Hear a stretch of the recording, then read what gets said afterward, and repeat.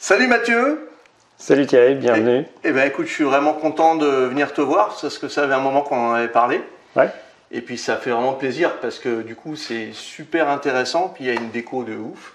Alors là, on est dans un de tes appartes. Oui. Tu fais de la location courte durée. Oui. Depuis des années. Depuis 2017. Depuis 2017, ok. Donc tu as une bonne expérience sur la location courte durée. Tu as combien d'appartements sur la location courte durée? 24. 24, ok. Tu fais également de l'investissement sur la location des villas, sur d'autres appartements? Sur studio centre-ville pour étudiants. Ok, ok, Voilà. ok. Donc, Et locaux commerciaux. et locaux commerciaux. Locaux commerciaux également. Ça, c'est la diversification que Ouais. tu as eue depuis l'année dernière, quoi. Non, il y a un moment là, locaux commerciaux, mais là on passe un peu à la vitesse supérieure sur les locaux commerciaux. Ok, super. Donc, je me suis laissé dire en plus que tu avais une épicerie automatique. Et oui, bah justement, là c'est un peu le Local commercial. local commercial et un peu les hasards de la vie. J'ai un local commercial où il y a quelqu'un qui a installé une épicerie automatique. Ok.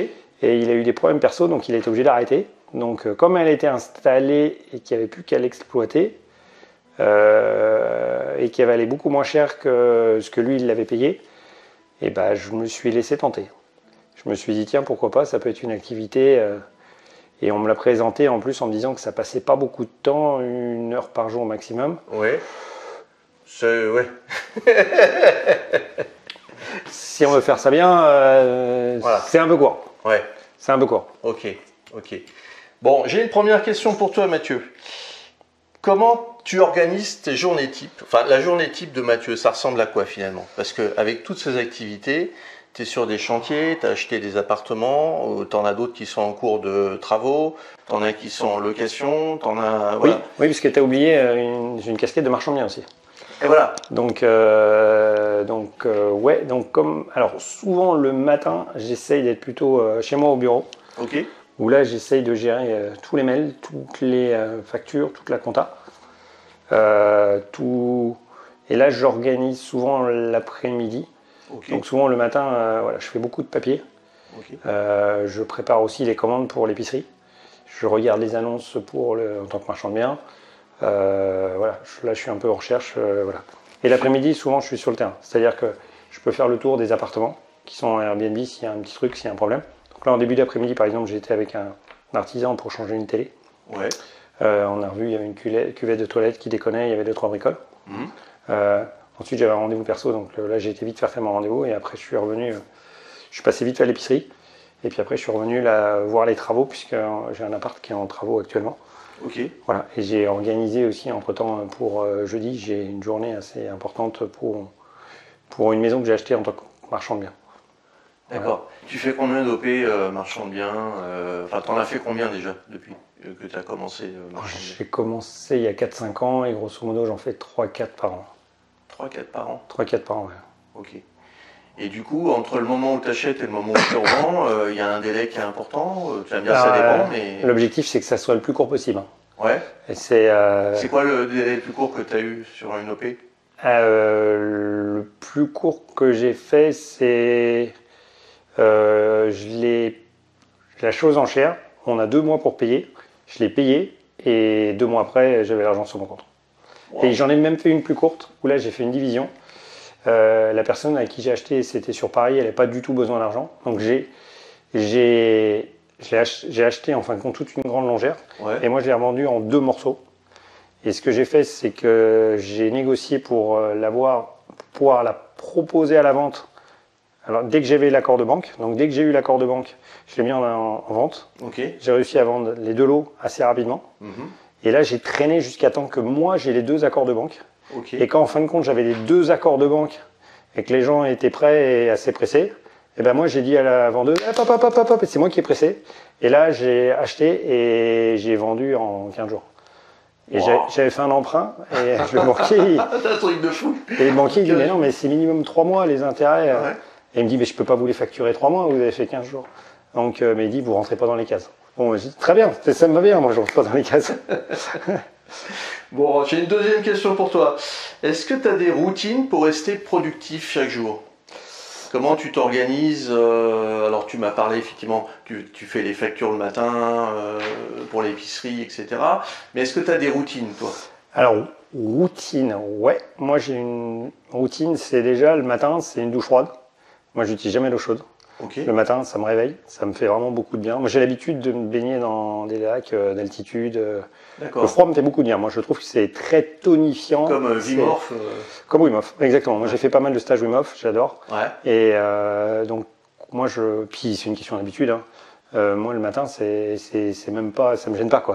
D'accord. Ça me réveille, justement. Mhm. Ça, moi, je trouve que ça stimule le corps et justement, ça donne du dynamisme. Ça, et tous les matins, moi, je suis thé vert avec jus de citron dans un thé vert. Ok. Et là, je bois beaucoup et jamais de petit-déj. Ok. Jamais de petit-déj. Et au niveau sport, Alors, j'en fais pas beaucoup, pas assez. ouais. Dans Dans la journée, t'en fais quoi? Je cours beaucoup dans les étages, etc.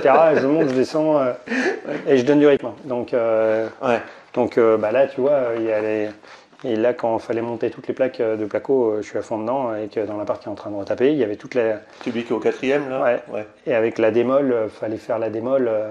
Et la démol, moi, j'ai pas beaucoup participé à démolir. Par contre, j'ai surtout participé à évacuer. D'accord. Donc là, on monte et on descend 20 ou 30 fois les 4 étages. Ouais, t'as pas besoin finalement de muscu ou T'as de. pas envie le soir d'aller faire de brasser de la masse hein, ou d'aller courir.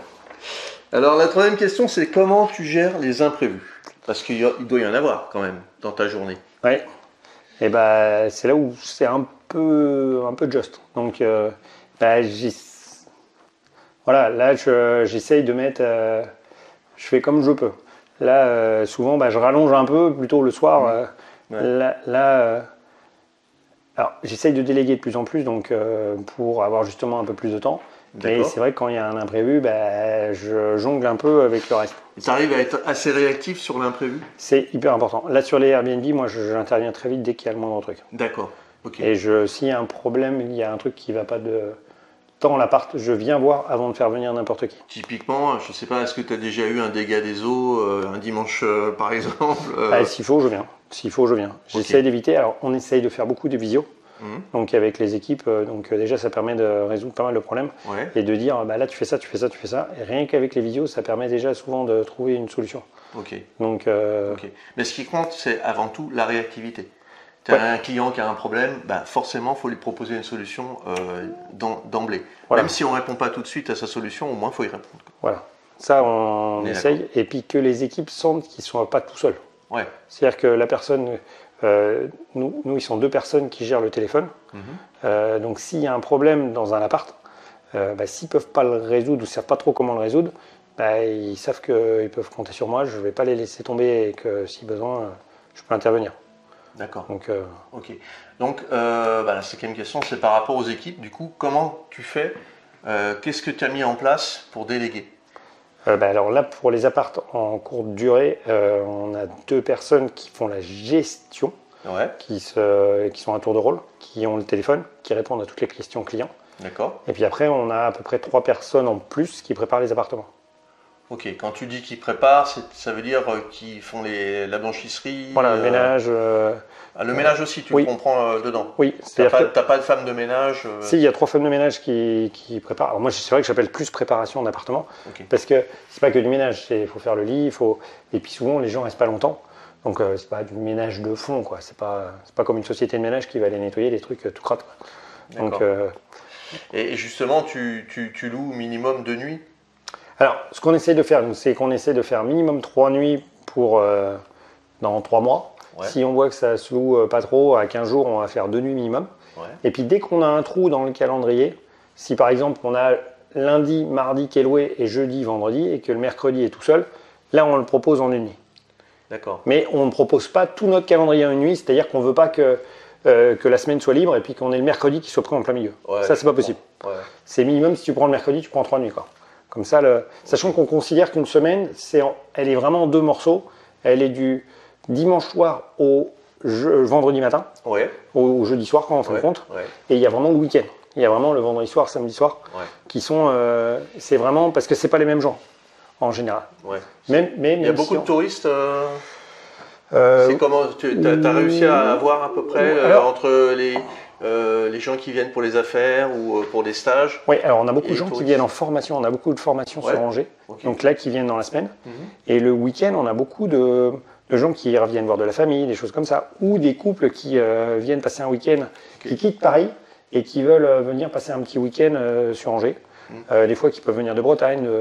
La et douceur qui- angevine. Voilà, qui viennent un peu visiter. Alors je le dis ça, mais mes parents ils sont venus habiter à Angers, ils étaient parisiens. Donc, Voilà, et on a aussi pas mal de gens qui viennent découvrir la région, qui arrivent à la retraite et qui se disent bah, on n'a pas envie de rester en région parisienne. Exactement. On a entendu parler la région et on vient voir si ça nous plaît. Ok. Bon, donc équipe, et sinon tu as d'autres personnes dans ton équipe ou, Alors là donc ça c'est vraiment uniquement sur la partie courte durée. Ouais, Après il y a une des personnes qui s'en occupe en courte durée qui m'aide aussi sur l'épicerie. ouais, Et sur l'épicerie j'ai aussi une apprentie. d'accord, Donc ok. qui est là souvent. Tu fais le rappro, Ouais, qui fait le réa pro et qui gère s'il y a un petit souci, qui va passer les commandes, qui va voilà. d'accord. Ça tombe en panne une épicerie automatique? Non, jamais. Là c'est le aussi. C'est de la robotique, hein, donc ouais. Ok, Et puis c'est pas évident, c'est qu'il faut être capable de sortir une bouteille d'eau et puis un papier à cigarette, donc ça n'a rien à voir. d'accord. Donc, Ok, donc ouais, ça peut tomber un peu en panne et c'est un peu délicat. Le d'accord. fonctionnement est un peu délicat. Au niveau marchand de biens, donc bah, c'est pareil, tu t'es constitué une équipe, j'imagine, avec les agents immobiliers, les notaires et puis les entreprises de travaux. Tu as Ouais. toi-même monté une entreprise de travaux, j'en sais rien. Non, j'ai pas monté d'entreprise de Pas travaux, encore, ça peut-être. m'intéresse pas. Enfin non, parce que je suis pas persuadé que ça soit essentiel. Donc là, j'ai des agents immobiliers qui me proposent pas mal de choses. Ouais, Donc là, j'en fais une partie avec des agents immobiliers et une partie que j'achète aux enchères ok. au tribunal directement. Pas des ventes notariées aux enchères, hein. Ça c'est du marketing. Ouais, Ça c'est puisque à la fin, ça c'est des faux de vente aux enchères, puisque ça se termine par un compromis et sous un privé exactement comme une vente classique. Donc c'est pas une vente aux enchères. Moi, ce que D'accord. j'achète, c'est vraiment au tribunal avec un avocat, une maison qui est saisie où les gens sont encore dedans et que tu achètes avec les gens qui sont dedans et qu'il faut que tu leur expliques que c'était leur maison jusqu'à hier, mais qu'à partir de demain, c'est plus leur maison. et ça pose des problèmes de temps en temps. Faut faire du social un peu. Ouais, c'est ça. Il faut avoir un petit peu bon. Ok. Bon, sinon, avec toutes ces activités, comment tu fais pour équilibrer ta vie pro et ta vie perso, du coup? Déjà, j'ai la chance que je suis marié avec une femme incroyable, donc déjà, ça m'aide bien. C'est elle qui gère beaucoup les enfants, donc Ok. ça m'aide bien. Alors, j'essaye un peu moins, mais c'est vrai que j'essaye de passer un peu de temps quand même avec mes enfants. J'essaye de caler. Il y a certains soirs où j'essaye vraiment d'être avec mes enfants. Après, je me débrouille pour être rentré grosso modo tous les soirs à 19h, 19h30. C'est Ouais. grosso modo pour dîner avec les enfants. Ok. Ça, j'essaye de toujours dîner avec les enfants. Si après je dois reprendre l'ordinateur, je dois reprendre l'ordinateur le soir. Mais Ils j'essaye sont de grands, rentrer. non?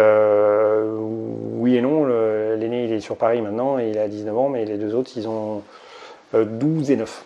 Ah oui, donc Donc, faut quand même être présent, c'est sûr. Ouais, et puis voilà, le but c'est d'en profiter. J'emmène Ouais. tous les jours mon fils à l'école le matin. Mhm. Et puis j'essaye d'avoir vraiment des moments où j'essaye de caler dans l'emploi du temps pour être vraiment avec eux, quoi, pour être vraiment. Puis le week-end, j'essaie vraiment de tout faire par téléphone et j'essaie de me déplacer que pour des urgences. Ok. Voilà. Ok. Est-ce que tu es toujours en flux constant ou tu arrives à déconnecter de temps en temps? Alors, ce qui est compliqué, c'est que alors, le Airbnb, j'arrive plutôt à prendre beaucoup de recul parce que ça tourne bien, ça fait un moment que ça Ouais. tourne. Donc là, c'est assez simple de déconnecter. Ouais. Le marchand de biens, c'est pas compliqué de déconnecter le week-end. C'est très simple, tu fais des travaux dans la semaine, voilà. Là, l'appart qui est en travaux du lundi au vendredi, Ouais. il n'est pas stressant parce que moi, je le visualise très bien comment il sera à la fin. Les gars, je vais les voir tous les jours. Ouais. On fait un petit point, donc il n'y a pas de problème. Le week-end, ils ne sont pas là, il n'y a pas de problème. Ok. C'est plus délicat, c'est l'épicerie. Puisque l'épicerie automatique, on remplace en fin de compte l'épicerie du centre-ville de nuit, Bien tout sûr. simplement. Ah oui. Et donc l'activité, on fait 95%, pour pas dire 80%, 99% de notre chiffre d'affaires, de 21h, pour pas dire 22, jusqu'à 6h du mat. Donc C'est il y a la seule des... épicerie qu'il y a dans le centre? Alors, il y a plein d'épiceries classiques. Oui, mais qui sont ouverts jusqu'à minuit. Qui sont ouverts jusqu'à au maximum. Là, on est sur Angers quand même, on est plus près de 2-3 heures, voire 4 heures du mat. D'accord. Il y en a même qui ferment à 6 heures. Mais là, il y a du personnel. Que nous, il n'y a pas de personnel. Donc là, et puis c'est une activité qui a 1 an. Ouais. Et que on est encore en train d'améliorer. Okay. On fait des ventes avec Uber qui sont vraiment très importantes. Et donc, en livraison Uber. Donc, c'est vrai que le volume a énormément augmenté. Et avec un volume qui a énormément augmenté, il y a des petits trucs. Et c'est vrai que le soir, ça m'arrive de checker vers 21h, 22h. Et comme hier soir, il y avait un problème, j'y suis passé 1h, 1h30. D'accord. Et ça m'est arrivé d'être obligé de venir le soir à 23h. Je vérifie juste avant d'aller me coucher. Je me brosse les dents, je vais vérifier juste avant d'aller me coucher. Et là, je fais ah non, il y a un problème là. Ouais. J'essaye de faire directement de chez moi. Ça m'arrive il y a longtemps que ça m'est pas arrivé, mais au moins 4-5 mois, mais ça m'est arrivé d'être obligé de revenir. Et les personnes que tu as mis en place peuvent pas gérer tous les problèmes encore Alors, c'est délicat. Et puis à 11h30 de demander à une apprentie de venir ou à quelqu'un qui. Voilà, c'est compliqué. Ouais, je comprends. Donc c'est pour ça que l'objectif, c'est par contre, s'il y a eu un truc qui s'est passé, c'est toujours d'analyser pourquoi. Pour pas que ça recommence. Ouais. C'est-à-dire qu'on laisse pas le même truc. C'est-à-dire que s'il y a eu un paquet de chips qui déconne à un sortie parce que c'est pas trop simple pour lui de sortir, on le déplace, on change de paquet de chips. Là, on a changé les marques de chips parce que les paquets aujourd'hui n'étaient pas, ils déconnaient à sortir. Ça coinçait. Donc je suis venu 2 fois un soir. On a vidé le stock, terminé. Non, là voilà. Et dès qu'il y a un moindre problème, là on prend une décision pour pas que ça recommence. Pareil avec un Airbnb, s'il y a eu un problème. Et qu'on a déjà eu une remarque 2 ou 3 fois, tu dis il y a un truc qui n'est pas normal. Et donc là, on agit. Ouais, même 1 ou 2 fois. Ouais, même 1 ou 2 fois, tout de suite, on essaye quand on a un truc qui ne va pas, on essaye tout de suite pour pas que ça recommence. Ouais. Et là, on achète notre tranquillité de demain, quoi. C'est ça. Voilà. Sur le moment, on y passe un peu plus de temps finalement. Voilà. Et ensuite, c'est du bonheur. Voilà. Donc. Ok. Quel conseil donnerais-tu à un débutant dans l'immobilier? Donc quelqu'un qui veut se lancer, qui veut investir par exemple dans l'immobilier, qu'est-ce que tu vas lui donner comme conseil? Alors le premier que je vais lui donner, c'est de ne pas attendre. Ok. Pourquoi? Parce que si on regarde depuis l'après-guerre, l'immobilier a toujours monté. Alors pas toujours d'une façon uniforme, mais ça monte par cycle. C'est-à-dire que grosso modo, si on regarde depuis l'après-guerre, alors des cycles qui durent de 7 à 15 ans, mais grosso modo, le prix de l'immobilier augmente un petit peu, tout doucement souvent. Et ça, c'est grosso modo les 2 tiers, les 3 quarts d'un cycle. Après, il y a une accélération. Et après, on a plutôt une petite rectification. D'accord. Donc, et grosso modo, et on démarre un cycle où là, ça va repartir tout doucement à monter. Ouais. Et après, il y aura une accélération. Et dès qu'on commence à sentir l'accélération, on sait que les prix vont monter et ils ne redescendront jamais à ce niveau-là. Donc, d'accord, mais quand tu dis pas attendre, c'est-à-dire que... c'est-à-dire que tu ne dis pas, à un moment, il faut dire, je ne sais pas si c'est le bon moment d'attendre, peut-être qu'il faut que j'investisse dans 3-4 ans. Il faut y aller, quoi. Il faut se lancer et essayer de trouver les endroits qui sont en train de progresser et de monter. Moi, je vais donner un autre conseil. Acheter plutôt dans l'ancien. Oui. Là, par exemple, c'est le bon exemple. L'immeuble, tous les immeubles d'ici, ils ont été construits entre 1850 et 1890. Celui-là, par exemple? Ouais. Donc les structures, elles ont déjà tenu 150 ans. Ouais. Ah ouais. Donc dans 30 ans, elles seront encore bonnes. Ah, c'est clair. Voilà. Donc, et il y a une construction qui date juste des années 50-60 et qui commence à être moyenne, faut pas y aller. Mais les vieilles constructions, elles étaient très très bien faites. Là, on va dans la cave, on voit les murs, ils sont entre les 2 immeubles là, il y a 1m20. Bon, ça ne bougera pas, quoi. Ouais. Toi, tu vas que sur l'ancien, finalement?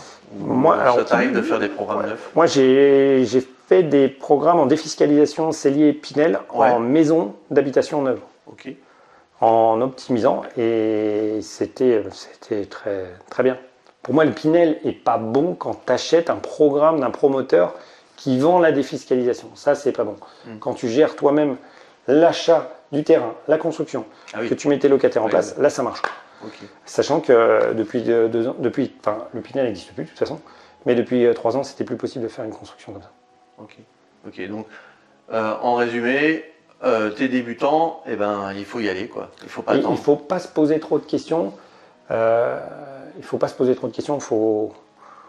se lancer. De toute façon, c'est en se lançant qu'on va apprendre. Ouais, il faut quoi? Il faut un CDI, c'est mieux par rapport aux banques, j'imagine. Il faut un peu l'apport. Il faut la confiance des banques.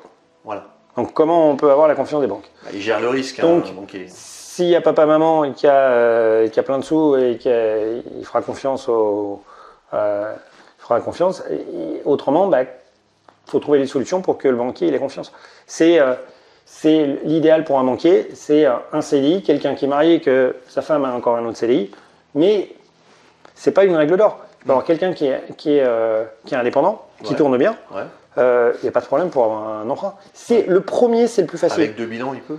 Avec 2 bilans, il peut. Et puis, s'il a la confiance du banquier, s'il a la confiance du banquier et qu'il est franc avec le banquier et puis qu'il ne fait pas un projet très gros, le banquier, il est prêt à prendre un premier risque. C'est-à-dire que le banquier où il a du mal et où c'est quand on arrive à 1 ou 2 ou 3 millions d'encours, là, ça commence à être plus compliqué. Quand il y a 0 encours et que quelqu'un demande 100 000 euros, le banquier, il sait que le risque n'est pas trop important. Ouais, je comprends. Donc, il va le donner assez facilement. La question qui vient derrière, c'est comment tu multiplies les investissements derrière quand, comme tu l'as dit, le plafond va monter à 2 millions. Alors, moi, déjà, je travaille avec 2 banques pour pouvoir un peu avec l'une, avec l'autre, un peu avec l'une. Et puis, je vais trouver des produits, enfin, vraiment des projets rentables. Et puis, je vais prouver que ce que j'essaie de faire, c'est toujours de préparer un vrai dossier béton. Comme ici, par exemple, on avait préparé un dossier béton avec plein de chiffres, etc., sur la rentabilité. Et quand je vais redemander un prochain, et ce que je fais, c'est que je commence par revenir pour faire un point sur ce que je lui avais demandé le coup d'avant. Ouais. Et je lui montre en fin de compte ce que je lui avais présenté à l'époque et les chiffres réels. Ouais. Et comme tu avais minimisé les chiffres au moment où tu as présenté le dossier. Et ils sont meilleurs à chaque fois que. Donc voilà. Et donc, comme ils sont meilleurs, voilà, il y a la confiance qui permet. C'est la clé, ouais. La confiance, c'est la clé. Voilà. Et quand le banquier il voit que tu maîtrises, il est prêt à te faire confiance plus facilement. C'est clair. Alors, j'ai une avant-dernière question. Quelle erreur ne referais-tu pas si tu avais à recommencer le même parcours? Alors, ce que je ferais, c'est que déjà, j'essaierais de commencer plutôt dans l'immobilier. Oui, ok. Parce que, tu vois, petit aparté, moi, j'avais pas mal d'amis de mes parents qui s'étaient lancés dans l'immobilier. Et quand moi, j'ai décidé de changer de vie il y a 10 ans et de me lancer dans l'immobilier, j'ai été voir les gens qui l'avaient fait 20 ou 30 ans plus tôt. D'accord. Et ils me disaient tous qu'ils auraient ils auraient commencé plus tôt, ils en auraient fait beaucoup plus. Et qu'ils avaient tous gagné de l'argent avec l'immobilier, rien que parce que ça monte tout seul, quoi. Et c'est vrai qu'il y en a un, il m'a fait penser, il m'a fait me rappeler, il me dit, je sais que tu étais là ce soir-là. Il y avait une discussion chez mes parents en 1991. Ok. Donc on remonte à plus de 30 ans. Ouais. Et qu'il y avait une des personnes, sa fille était étudiante et qui partait sur Paris. Et il disait aux autres, j'ai acheté un appart sur Paris. Ok. Et les autres lui ont répondu, mais t'es complètement taré, Jackie, d'avoir acheté un appart à 4 500 € du mètre carré. Non mais t'es complètement taré, ça peut que se casser la gueule. Casser la gueule. Oui, sur Paris. Sur Paris, 4 500. Et à l'époque, ça devait être. Et c'était peut-être 3 500, c'était de mémoire. Et son investissement, il était plus que bon, quoi. Et sur Angers, celui qui a acheté, il y a une famille là, qui est juste à côté, là, ils ont commencé dans les années 80-90, ils ont eu plus qu'à 500 appartements. Et eux, les appartements, fallait pas. Un peu comme le Gilles Grimm sur Paris, quoi.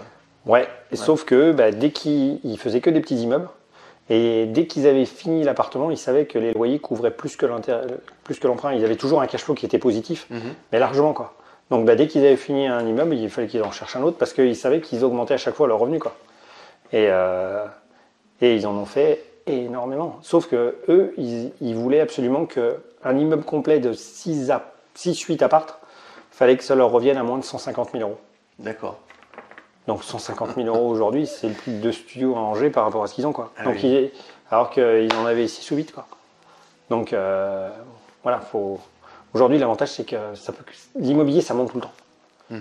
Donc celui qui fait de la location de voiture, la différence entre la location de voiture et la location d'appartement, c'est que la location de voiture, la voiture, elle perd de la valeur tous les jours. Ouais. L'appart, tu le loues, tu touches des loyers et il prend de la valeur. Et en plus, tu as utilisé la banque qui t'a prêté et qui t'a prêté 90-95%. Un triple effet de levier finalement.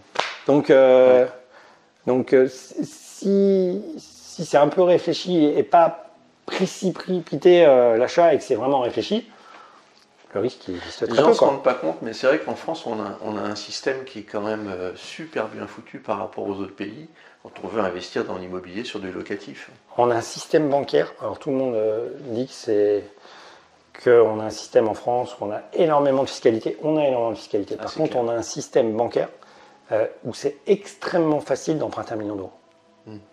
On a aujourd'hui, avec 100 000 euros, on peut emprunter 1 million d'euros. Bah, tu peux faire le tour de tous les pays d'Europe. Ouais, c'est clair. Il n'y en a pas un qui prêtera 900 000 euros avec 100 000 euros. Aucun. Et bien souvent, on n'est pas propriétaire des murs en plus dans certains pays. En plus. Donc, et avec en plus les prix qui montent, quoi. Ouais. Donc, moi, j'ai acheté mon premier immeuble où on était tout à l'heure, là où on a vu l'appartement qui était en travaux, en 2015. Et grosso modo, aujourd'hui, alors j'ai remis 200 000. Alors là, avec les travaux que je vais faire, je vais être à. Ouais, il faudrait que je fasse le calcul, mais au moins 100 000. Mais allez, même si je compte tout, il me revient entre 650 et 700 000. Ouais. Aujourd'hui, je sais qu'il vaut entre 1 million et 1,2 million. Ouais.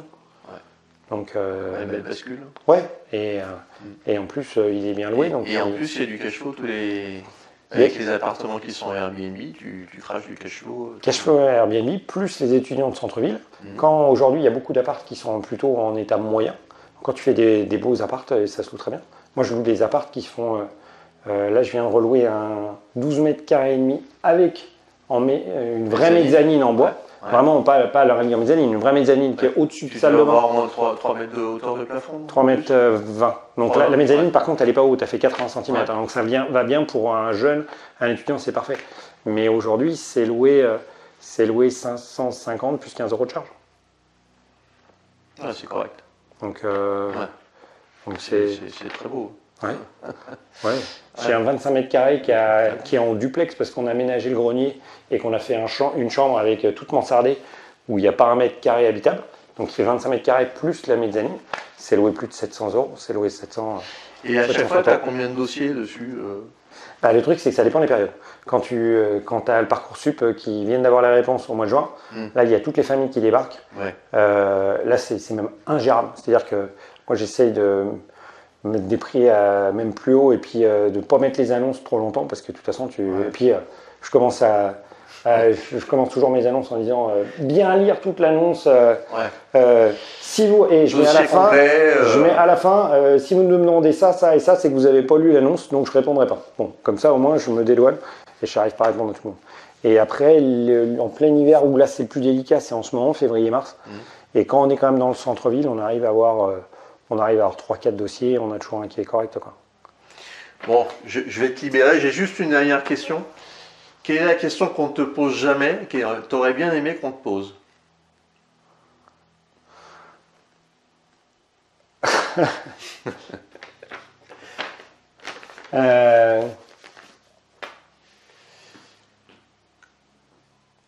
J'en sais rien. Qu'on me pose jamais. Alors, tu as peut-être posé toutes les questions, hein, déjà. On ne me pose peut-être pas beaucoup de questions parce que c'est vrai que. Alors, je te dirais différemment. Ouais. Moi, je suis surpris qu'on me pose aussi peu de questions par rapport aux gens que je rencontre. D'accord. Donc, je vais transformer un peu ta question. Ouais. Aujourd'hui, moi, par rapport à mes activités, celles qui sont le plus rentables, c'est le Airbnb, les apparts étudiants. C'est vraiment l'activité immobilière pure, marchand de biens. Et l'activité qui est la plus compliquée à être rentable, c'est l'épicerie. Et par contre, je rencontre quelqu'un de lambda, il me pose plein de questions sur l'épicerie. Ça leur fait triper, ils trouvent ça génial et ils sont prêts à investir dans l'épicerie, alors que c'est le truc où il ne faut pas investir. Ouais, mais je pense en fait que les gens se font tout un monde en fait de l'immobilier parce qu'on se dit les toilettes vont être bouchées, les gens vont faire des impayés. En fait, les impayés, c'est quoi, 1,5%, même pas Alors, je te dirais qu'après, c'est pareil. Comment tu montes ton dossier? Bon aparté. Moi, j'en ai pas. Alors pourquoi? Parce que déjà, dès qu'il y a quelqu'un qui a le moindre retard, il entend parler de moi. Donc il sent tout de suite une pression et qu'il ne faut pas qu'il joue parce que ça va mal se passer.